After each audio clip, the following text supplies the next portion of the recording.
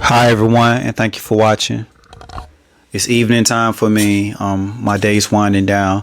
I had a really beautiful day today. There was lots of sun. It was a cloudless sky for most of the day. And I stripped down and I just indulged all day long, just, re-energizing myself. And while I was out, it's a holiday here where I am, and actually have a few days to myself, and I'll probably spend the next couple of days just like this, me, nature, the sun, and a peaceful mind, that type of thing. Today, what I did while I was out, sometimes I read books, sometimes I take a rest, sometimes I listen to podcasts, at the beach or in some isolated area where I can take my clothes off, be free. Today, I decided to do some channel spirits to get answers that I can't get here, or at least just open communication and see what's possible. And channeling spirits it's not something that I'm really familiar with. I don't know that much about it, so I don't know like all the ins and outs of it. But I have known about it for quite a while. But I've only recently become interested in it. Part of the reason for that is because I'm deeply interested in my spiritual nature. At this point, is the interest. I'm just becoming increasingly more interested in that type of thing and understanding it. And yeah, I decided like I've been like reading up on a lot of this stuff lately and learning about it. And I said, hey, why don't I just do this myself? Why don't I channel myself? Who knows? Maybe I have some type of natural ability that, maybe it's a natural thing for me, or maybe not, but you won't know until you find out. So what I did was I made the decision. I was out in the sun, and it just seemed like a beautiful day to just try and see how it works out. So I turned my camera on and I channel spirits. And you're probably wondering, how do you channel spirits? Or you're probably wondering, how did you channel spirits? Well, I've looked at the way other people channel, and, the way other people do it, it's always a little bit different. Everyone has their own way of doing things. And what I kind of realized is that, all of it kind of happens in the same general way. And come to think about it, I've actually done it before once I realized what channeling is. And the version that I did was access the akashic records. And when you access the akashic records, it's basically you grant more divine entities, higher entities, to communicate with you, to inhabit your thinking space or your body or whatever. And you have to grant that permission first, because the spirit world is not supposed to interfere with your free will. So they have to be invited. And also what I've learned about is, there's all kinds of different spirits, and you have to be careful on what you let in. So when I did the channeling today, I specifically asked for a positive, wholesome entity, and I'll show you the short clip in a moment. And I basically had a conversation with the spirit today while I was out under the sun. And with my conversation, it was a lot of it was practice. A lot of it was practice because I've never done this before. But through my conversation, I asked very general questions. I didn't write my questions down. The questions were already where they weren't, the questions that I asked, I just did them. I freestyled them because this was experimental. The main thing that I had to focus on the most, that I wanted to focus on the most, was my mind state and matching my mental frequency in order to get the desired result of what I was trying to do, to match and contact. And in doing that, it takes a lot of concentration, particularly for a person who doesn't do this. This is new to me. So it was quite difficult. I've seen other people when they channel, they have like a person, other people helping, but it was just me doing it. So I had to really stabilize, keep my mind really stable. It took a lot of concentration, and I was kind of going in and out. It's kind of like a door that wants to close. You have to keep the door open, or the door can close by itself. And also, I'm asking questions, so that diverts my concentration, and it's kind of difficult to. It's kind of like you're watching two things at one time. Doing it that way, where you're asking the questions and you're listening to the spirit. So that's basically what I did today, and I'm going to show you the video of it. Actually, I'm not going to show you the real video. The real video that is 30 minutes long. It's probably too long. I'm going to put it in the description box below, and you can check that out if you want to, but it's too long, and there's too much space in between sentences and words and stuff. But what I did was I wrote down that information again, and I made it more compact, and I did another interview. I did a Q&A where I basically I tell you the question, and then I tell you the answer that I got. So I tell you my question and then the answer that I received, and I kind of give my thoughts on what I got. And the questions that I asked were very just practical, personal, just everyday stuff. So it wasn't anything deep. It was just me dipping my toe into the water to see how this all works out. But it was very enlightening for me, and you check it out. If you let me know what you think.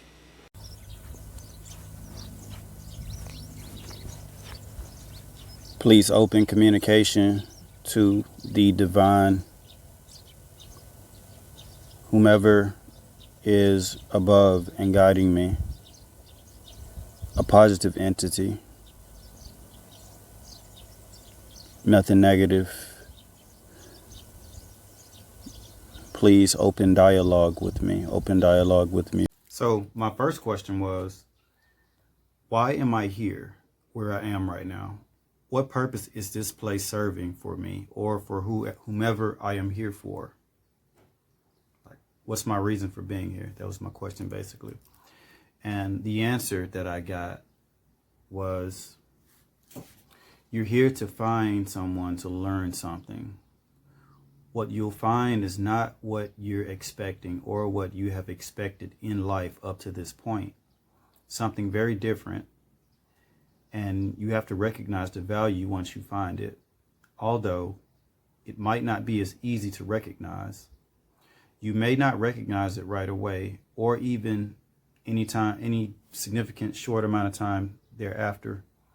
Maybe later in the future, you'll look back and know that this was the person, the situation, the lesson. Lessons won't be huge in a way that you perceive it in like an overly exaggerated way. So that was the answer for my question, the question number one. All right, so with this question, I was basically like here where I live. I've been living here ever since the pandemic began, and I'm in the countryside, and it's just a better move. It was just better to be here. Everything was better for those circumstances during that time 2 years ago.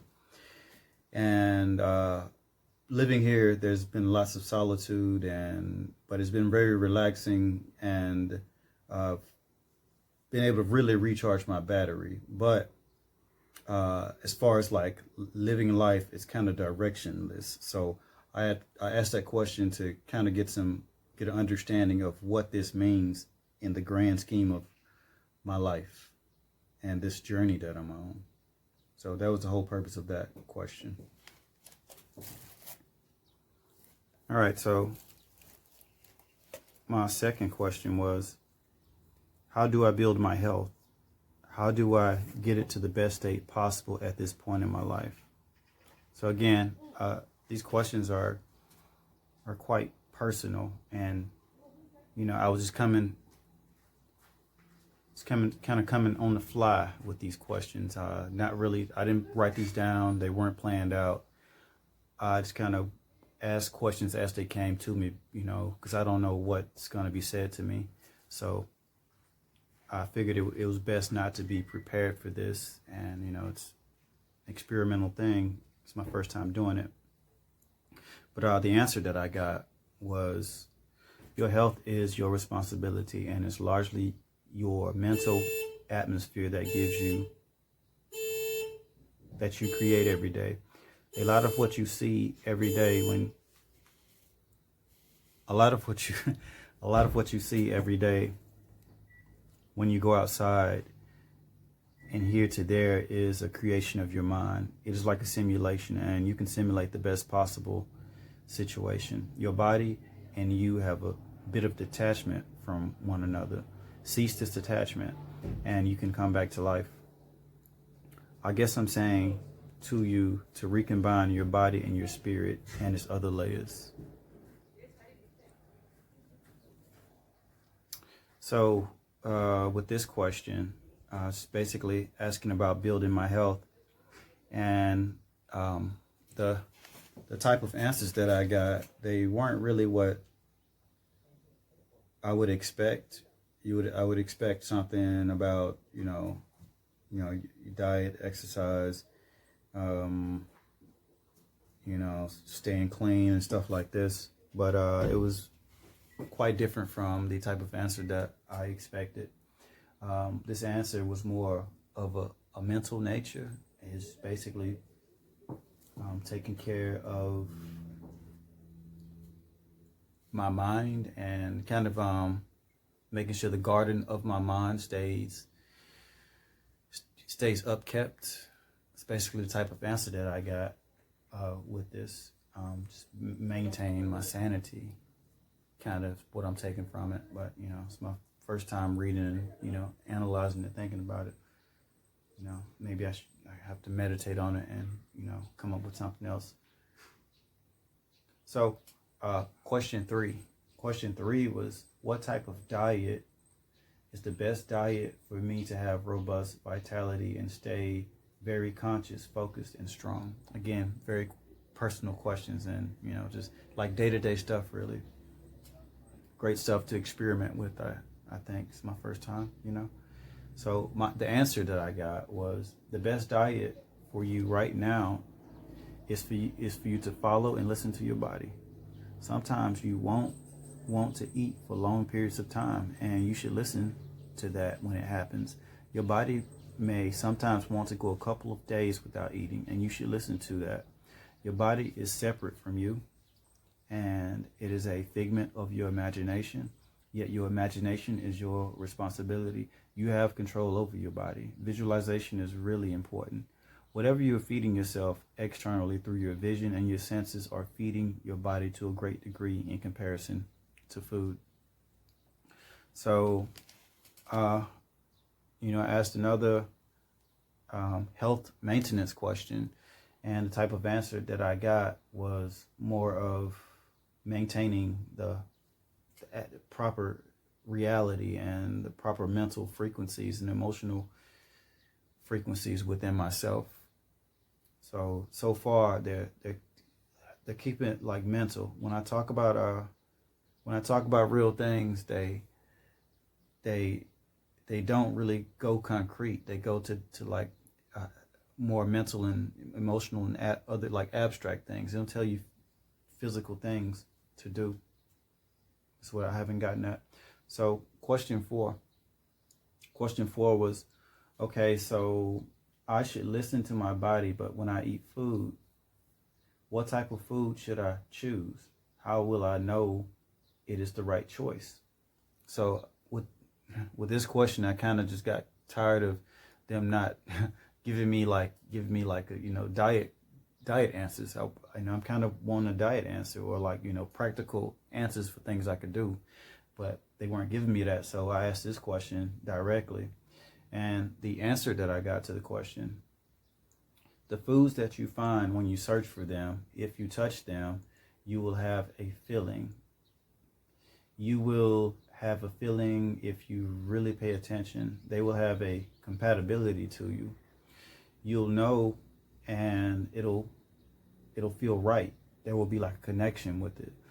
The food is spirited, and by combining your spirit with that of the food, checking the chemistry on that, it can give you the information on what is compatible for you or not. Food has, speaking about food, in particular, I'm talking about plant foods. So the answer they gave me, they didn't mention meat. They mentioned plants and plants and other foods. They didn't mention meat specifically. They pointed out plant-based foods specifically. They didn't say anything about anything else. And the answer that I got, what I take from this answer is that they mentioned about, touching the food and having a connection with it, and I'll kind of know. And this is really kind of unclear, to be honest. And it sounds kind of strange, them telling me to touch the food and have a connection and check the connection. But, that's the answer that I got. All right, so the next question. I know animals have spirit and souls, but all foods on the shelf from the plant and animal kingdom, does that energy still go into my body? And how does it react with my body? And where does that go from here after the interactions with food?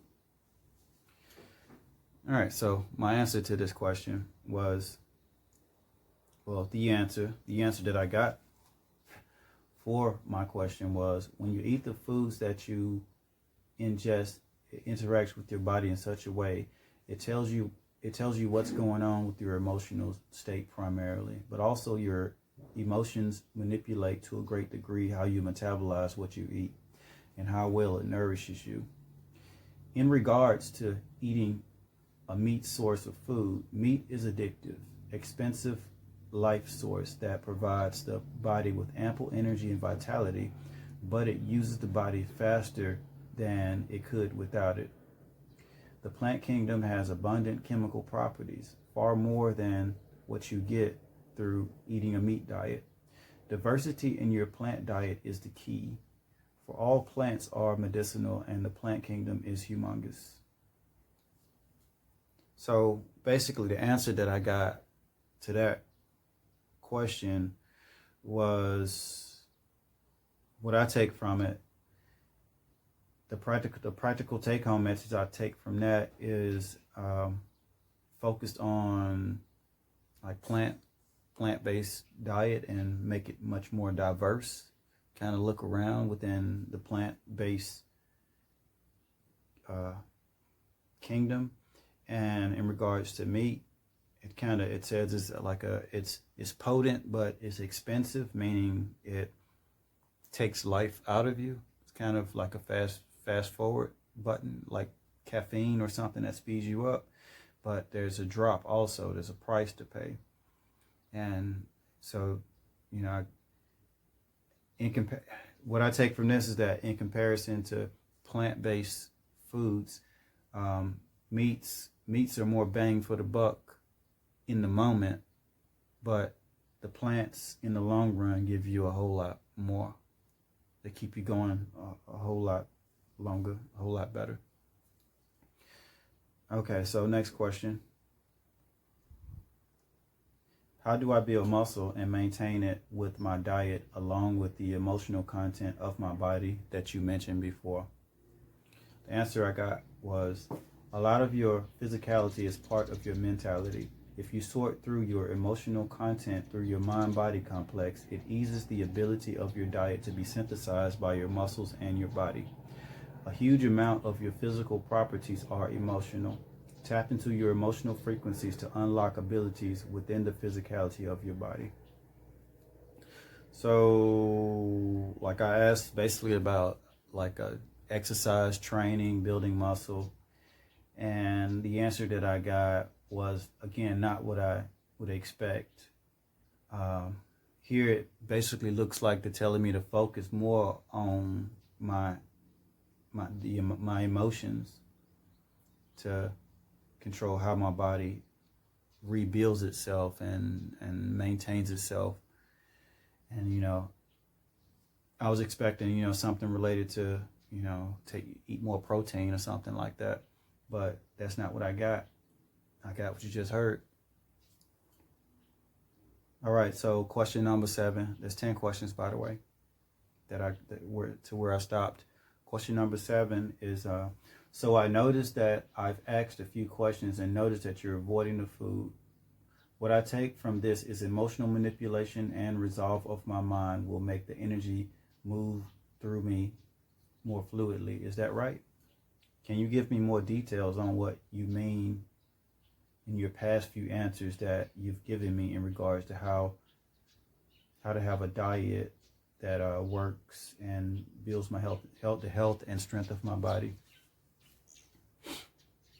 So basically, I just kind of got like I felt they were dancing around like the answers and giving me these like too many psychological answers. Even though it's probably important, it's probably important, but I don't comprehend it well, so I'm asking them again for more practical answers, and I'm not getting practical answers. The answer that I got, and this is a pretty long one: the body runs on a lot of intellectual, emotional clues and hints. In order for a new diet to work for you, a whole education has to be put in place. A lot of things have to be relearned. Simply changing your diet will not necessarily change anything within you necessarily. The key change, first and foremost, is your mind and how it is digesting energy and keeping energy flowing through your body when you eat. Eating is not of the utmost importance for you. First and foremost, the mental, emotional components need to be resolved and addressed. And in some cases, a lot of what you think you know about yourself needs to be resolved in a way to make your body more dynamically functional for the energy that you pursue to go through your body to get the desired results that you want. Only after that is done can your diet take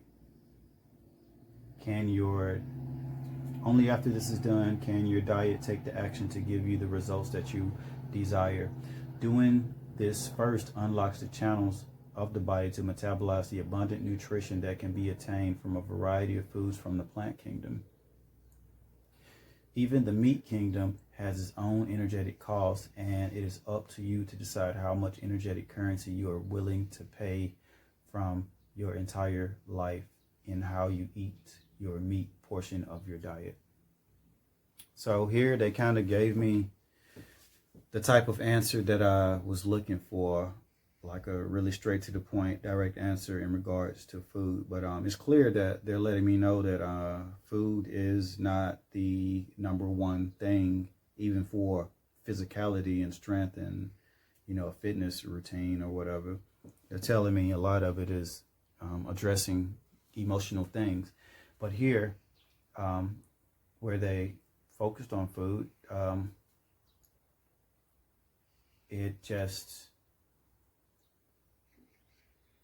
basically says, after you fix the emotional stuff, I'm guessing the more diversity, the better in your plant-based diet. And what it looks like to me, strategically eating meat, if not completely not eating meat, I'm guessing eating it at the right time, if I choose to eat it, is the key, or eating it sparingly. So they're telling me to it kind of looks like they're saying be choose the times when you're gonna eat meat appropriately, and and being strategic about when and how much meat I eat, and also focusing on learning like a lot more other vegetables, and learning like what they do and how they can work for me, and like understanding the vegetables and the fruit, the plant kingdom, the plant foods. And question eight, what about my environment? What can I do about that here where I live in my apartment? What can I do to change my health positively and increase vitality? Get the most out of my mind, body, spirit in the best way. So this is a question about where I live, and it's basically geared toward electromagnetic fields and things like this, or anything else that could that's hurting me here that I'm not aware of, whether it be chemical or whatever. So the answer that I got was, your house is an energy center, and the energy center that it isn't what you think it is in regards to man-made EMFs. Though this is an issue, it is not the dominant factor affecting your mind and body. By learning what energy is there at where you live and working with that energy in a way to make it more stable, workable, and usable for you. Doing this can make you can get the most energy absorption and production of the abilities that you desire from your mind and body. So with the answer that I got here, what I take from this is that maybe the EMFs aren't as big of a problem that I think that they are here. Maybe I'm perhaps overthinking it. That's what it looks like they're trying to allude to here. And they're saying this is an energy center, and I don't really know what they mean by that. I don't know if they mean the energy of the people, energy of the neighborhood, energy of my surroundings. They're talking about electromagnetic fields. They're talking about astrology stuff. I learned about, astrocartography not that long ago, and learned that where you are carries certain energies. So basically, they're telling me to find out the energy that's here and learn and work with that energy.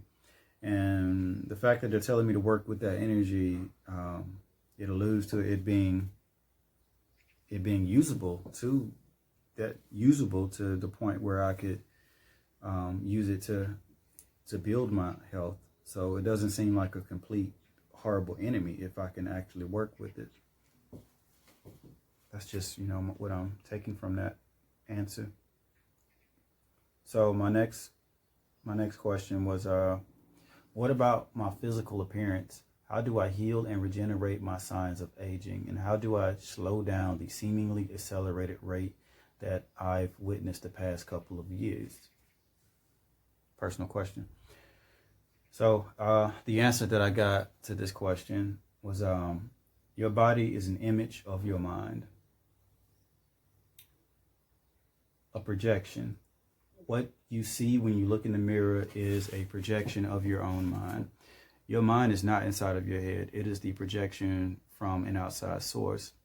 It is being streamed from somewhere else, not here. However, it is providing you with the organic, energetic response for you to make changes and do things in your everyday life. A lot of your vitality and physical beauty can be changed, altered, and healed even by addressing issues in your mind. Your mind is a huge key in slowing down deterioration and regenerating. Perhaps meditating and mental concentration exercises should be looked into to attain the goals for the questions you ask. So, this is a tough one, and it looks like they're trying to tell me that aging is all in my mind, or I could somehow manipulate the effects of accelerated aging and just basically fatigue, things that come where the body slows down is what I was getting at, not just aging. I have pains and aches here and there, and it's more than usual. So that's also what I was alluding to. And who doesn't want to look better and feel better? So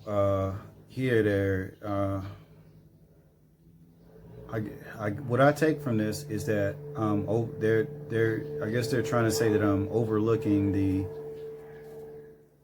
mental aspect of my looks and my body and how my body operates. I think they're trying to tell me that I'm overlooking the importance of it, and using my mind to a lot of stuff about using my mind. It's crazy.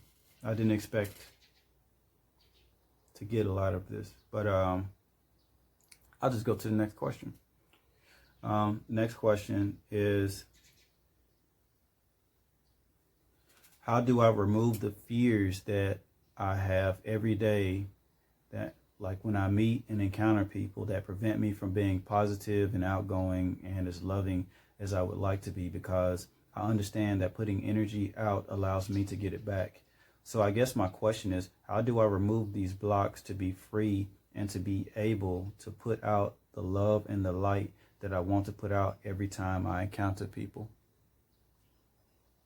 So here's the answer to that question. And I guess it's a pretty straightforward question. I don't think you need my explanation. The answer that I got was, and this might be my favorite answer, the best way to remove these blocks is to join your body, spirit, mind together. Don't let them separate. Let them stay merged. Whenever you feel fear in your everyday life, it is due to the separation of the various spiritual portions of you. Simply bring them together and unify everything. Your fears are when there is no unification of your various parts of yourself. Physical, mental, emotional, spiritual, and other bodies contained within you. Unification is the answer. People reflect the energy you put out to them.